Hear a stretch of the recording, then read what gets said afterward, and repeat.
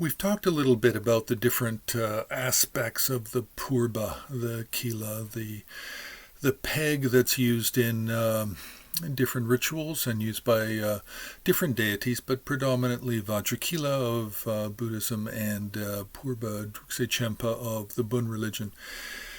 But I felt there needs to be an easier way to really think about the Purba as an object, the Kila as an object. So I thought we would try something different and divide it up into four different categories based on size and function.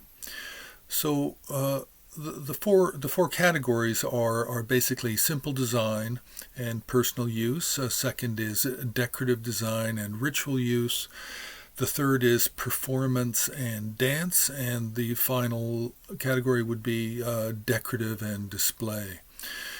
So for the first, simple design, really we're talking about the smallest kilas that we really find are about half an inch in size. They can be a little bit bigger, a couple of inches. And they're usually worn on the body. These are not meant as handheld objects. They're not meant to be placed on necessarily on a shrine. These are worn in an amulet box, or they're tied inside some fabric and worn around the neck, on the upper arm, or around the waist, depending on the tradition. So that's the smallest of the pegs. Then we have really a simple design. All of these for personal use are really a very simple design.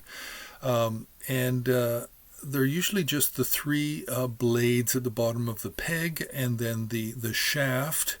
And then sometimes there'll be a knot where the blades join the shaft, and a knot at the top of the shaft. That's the simplest of the pegs, and the type that would be used in a personal ritual practice or meditation practice. And this involves actually holding it and performing some hand gestures during certain rituals. And it's long and thin, relatively light in weight, and easy to wield.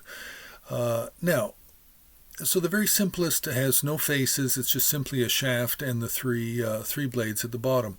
Now, then we have for the simple design, we can have a single face, which is representing Vajrakila or Purba Drukse, or we can have three faces, and that's it. No other embellishments or decoration, really. Fairly simple.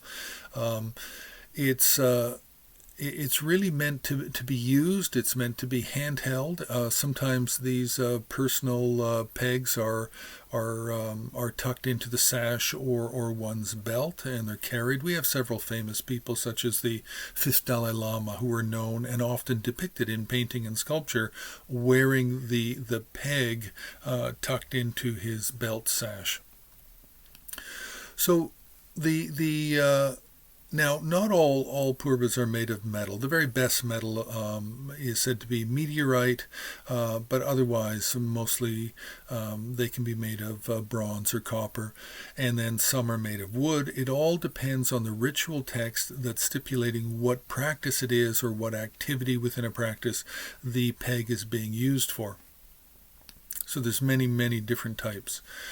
Now, the majority of pegs that I have seen in India, Nepal, China, Tibet, and Mongolia have been the very simple types, without too much embellishment or decoration or the combination of fancy metals.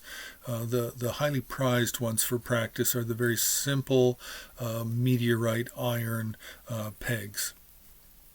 Now, of the four types, the second type is the decorative. The decorative design is primarily for ritual use. This is a peg that you place on a shrine, or it's a peg that is used to create a three-dimensional mandala of Vajrakila for initiation purposes or sanctification purposes, some large ritual. And these are the majority of the pegs that you'll see in museums and private collections because they're very decorative. They look artistic. The simple design, the ones that are used for practice, are not particularly artistic, and they're not in demand by collectors or museums. The decorative designed pegs are. Now, then we have the performance and dance. Now, these are usually very large wooden pegs, wooden purbas, very colorful, brightly painted, and they're often used for dance performances because they're not heavy.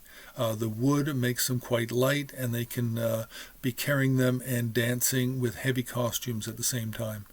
Now, the fourth is decorative and display. Now, these are purbas, they're kilas, they're pegs they can be between 1 foot and 3, 4, 5, 6 feet tall, and they're often used as decoration for tantric shrines or protector deity temples, and these very large pegs are often found in northern China. They can be found in Beijing all the way west to Amdo in different tantric temples.